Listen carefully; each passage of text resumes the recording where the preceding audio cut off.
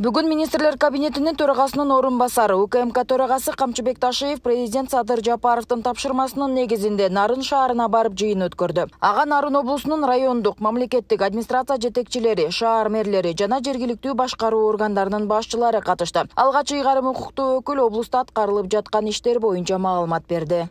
Атайын ошол келип, урматтуу президентибиз Садыр Кожоевичтин биздин алдыбызга койгон тапшырмаларынын негизинде ошо Нарын облусунун активи менен жолугушуп, жаңы тапшырмаларды коюп, аткарылуу тапшырмалары боюнча сүйлөшүп кетели деп келгенбиз. Азыр эми бүгүнкү жыйындын тартибин биринчи облусубуздун президенттин ыйгарым укуктуу өкүлү Алтынбек Калдарович 5 минут, ашып кетсе 7 минут siz отчетторуңузду берсеңиз, сиз эми азыр бергенде сиз негизинен жетишкендиктерди айтасыз да. Азыр мактанасыз, сиз айтасыз, кандай иштер көбөйүп кетти, жакшы болуп кетти. Ошону баарын угайлычы биринчи. Аны ошого карап туруп биз алып барабыз. 17 миллиард менен 21-жылы ВРПнын көлөмү болгон, 23-жылы 33 миллиард болду. Бул 2 эсе өсүш болуп атат, 100%га, 10% эмес, 50% эмес. Бұл Нарын облысының ИДП-сының ВРП-нын көлөмү. Республиканын ичинде 2,5. Биздин темп просто аябай жакшы болгон, бирок республиканы аябагандай катуу болгондугуна байланыштуу биздин көрсөткүчтөр ушул темпте калды. Бирок өсүш номиналдык баада бул 5 миллиард 271. Бирок облус башчысынын бул кагаздагы даярдалган отчетундагы айтылган долбоорлордун басымдуу бөлүгү ишке ашпай токтоп турганын айткан Камчыбек Ташиев жетекчиликти катуу сынга алды. Сиз берген маалыматтардын бардыгы жакшы, бул экрандан, жанагы кагаздан көрсөтүп койгон сулуу болуп көрүнө берет. Ушулардын бардыгы тартыла берет, коюла берет, пландар ишке киргизиле берет. Бирок ошол ишке ашпагандан кийин өтө өкүнүчтүү болот да. Ишке ашпаганда өтө өкүнүчтүү болот. Себеби дегенде ушул проектлерди мен уже эле укканымдан мен көп чогулуштарга катышпайм өзү. Бирок мен эле катышып калган чогулуштарда укканыман уже эң эле бер жагы 2 жыл болду окшойт. 2 жыл, 3 жылдан бери ушуну баарын угабыз. Бирок бүгүнкү көрсөтүлгөн проектлердин бирөө дагы азыр толук ишке кирип иштеп аткан жери жок. Баары току кагазда, баары току сүрөттө. Мен айтып өтөйүн, урматтуу бүгүнкү жыйындын катышуучулары, экономикалык акыбалыбызды айтайлы Нарын облусту боюнча. Кече күнү ушул Нарындан чыктыбы, же болбосо Бишкектен чыктыбы, бирөө Нарын каралбай калды деп жанагыдай бир ыр чыгарганбы, анан кийин жанагыдай деструктивный ар түрдүү күчтөр, адамдар аягынан чукулап, биягынан чукулап Нарынга акча бөлүнбөй атат, Нарын каралбай атат деген сөздөрдү айтып атат. Ушуну сиздер цифралар менен жана болгон жумуштар менен так элге жеткизсеңер керек. Жеткизбей атпайсыңар, эл ушуну укпай атпайбы? Аны улай атайын кызмат башчысы 2025-жылы бекитилген планга ылайык Нарын облусуна бюджеттен 9,4 миллиард акча каражаты бөлүнгөнүн. Ал эми мамлекет башчы Садыр Жапаров президенттин фондунан Нарын шаарына 807 миллион сом бөлүп бергенин кошумчалады. Мына мен билгенден 2023-жылы капиталдык вложение эң негизги маселе элди эмне мына көңүл бурдуртат. Бул жанагы чоң курулуштар, элге пайдасы тийип, эл иштеп аткан, эл көрүп аткан, колу менен кармап, көзү менен көрө турган курулуштар, туурабы? Так, мына капиталдык курулуштар 2023-жылы Нарын облусуна 3,7 миллиард сом акча жумшалган экен. 2023-төн берисин алайлычы, биздин тез эле эсибизден чыгып кетти.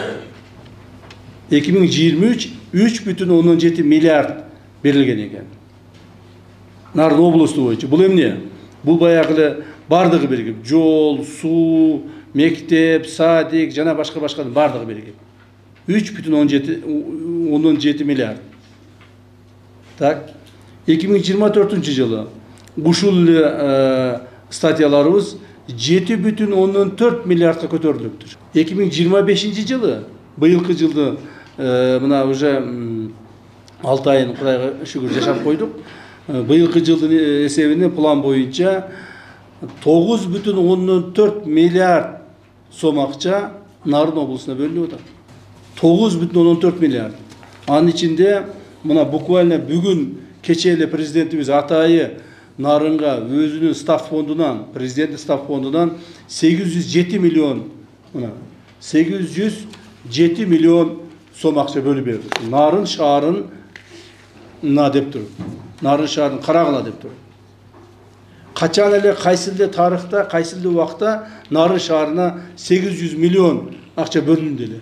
Эч качан бөлүнгөн эмес. Андан соң УКМК төрагасы облус жана шаардагы негизги көйгөйлөргө четинен токтолду. Анда акыркы мезгилде социалдык тармактарда айтылып жаткан Нарын облусунун аймагындагы жол маселелери боюнча нааразычылыктарды белгилеп, анын ичинде шаардагы Ленин жана Шералиев көчөлөрүнүн курулушу 1 жылдан бери бүткөрүлбөй турганын кошумчалады. Мындан улам аталган жолдорду курууга жооптуу Бета Групп ЖЧКсынын ишмердүүлүгүн текшерүү тапшырмасын берип, негизги жолдорду 10 августка чейин, ал эми Ленин көчөсүн 20 сентябрга чейин бүтүрүү талабын коюп, транспорт министрлигине бир катар тапшырмалар жүктөлдү. Нарын облусунун дагы бир эң чоң көйгөйлөрүнүн бири бул жол проблемасы. Эмне үчүн? Себеби Нарын облусту территориясы жагынан эң чоң облус республикадабыз. Минтранс 160 километр курабыз деп өздөрүнө планга коюшкан экен. Аткарылганы болгону 42 километр аткарылыптыр. 30% аткарыла ошондо, даже 30-дан ашырагы, азырагы. Жол боюнча Нарын облусунда өтө аянычтуу маселе болуп атат. Нарын облусуна быйылкы жылга план канча каралды? Нарын облусуна жалпы 266 километр план алабыз. Так, аткарылышы канча болот? Быйыл 100% аткарабыз. Так, токтоп туруңуз. 266 километрдин баарын аткарасыңар. 266 баарын. То есть быйылкы, мына мен жазайынчы мынерге. 266 километрди план болду, туурабы? Аткарылышы 100% болобу?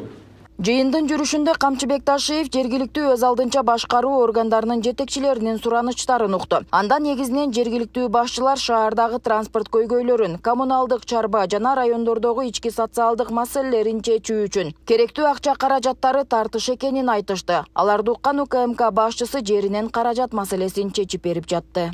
Траектордун линиясын алабыз дегендерчи. Эми траектордун линиясын албасак жол кеңейбейт экен.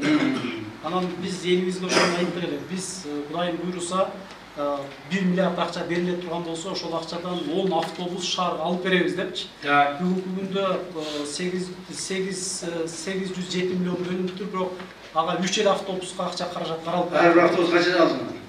Биз электроавтобустарды алганбыз, 5 электроавтобусту 66 миллионго алдык былтыркы жылычы. Бирок 5 автобус бизге жетпей атат да, эгерде мүмкүнчүлүк боло турган болсо ушул канча автобус керек? Bir 10 автобус болса аябай 10 автобус чечилет, жазыңыз. Чоң айткан. 10 автобус Нарын облусуна биз чечип беребиз. Сиз 5 автобусту 66 миллионго алдыңызбы?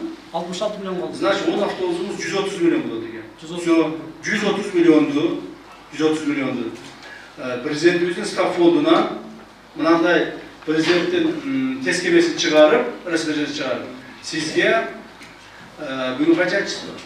25 Осмонов записывайтесь. 30-на чейин распоряжение чыксын.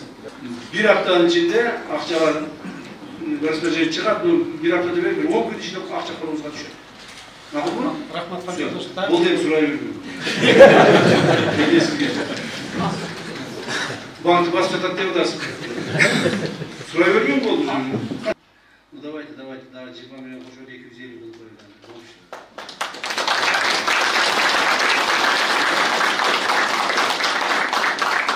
Мындан сырткары шаарда курулуп жаткан ипотекалык үйлөр 3 айдын аралыгында толук бүткөрүлүп, жарандарга берилерин президенттин иш башкармалыгынын башчысы Каныбек Туманбаев убадалады. Аны улай алдыда Нарын аэропорту август айында пайдаланууга берилип, ички аба каттамдары жандан ары кошумчаланды. Былтыр күздө мен келгенде ушу ипотека 1-2 этаж турат эле да.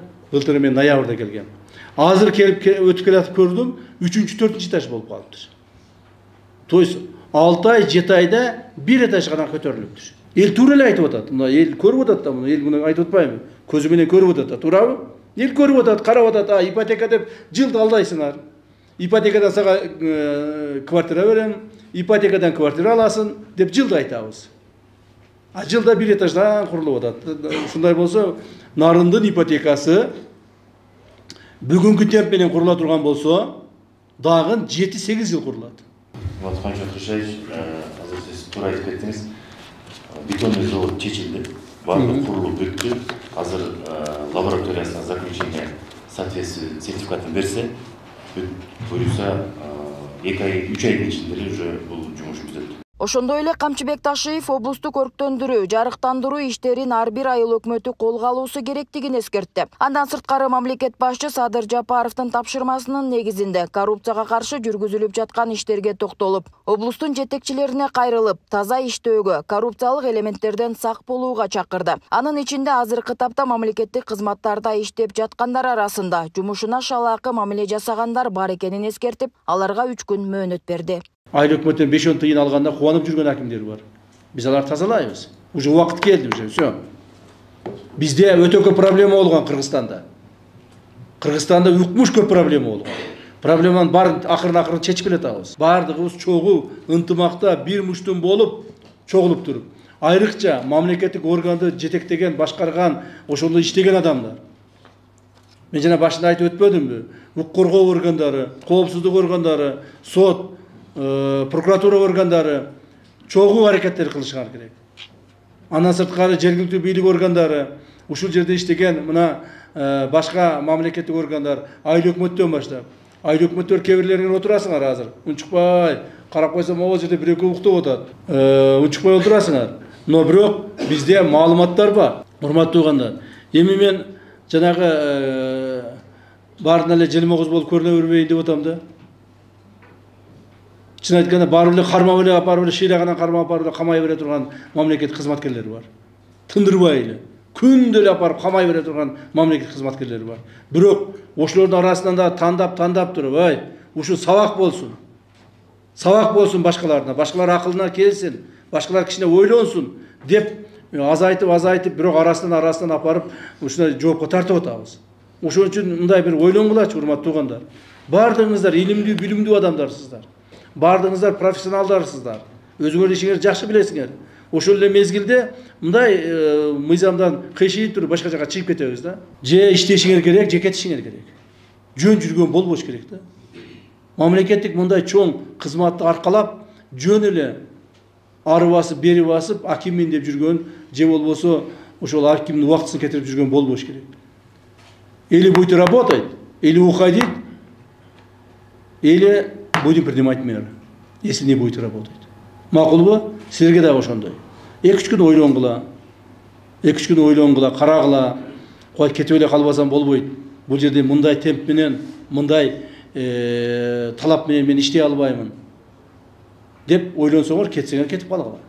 Ордуңарга башка иштей турган, тажрыйбалуу, жүрөгү жалындаган жаштардан алып келип коебуз. Жыйындын соңунда Камчыбек Ташиев коюлган тапшырмалар кынтыксыз аткарылышы керектигин, баары УКМКнын көзөмөлүндө болоорун билдирип, алдыңкы күндөрү мындай жыйын өлкөнүн башка аймактарында да улантылаарын эскертти. Нурзат Көчүмкулова, Майрамбек Абдибилал уулу, Регион, Нарын облусу.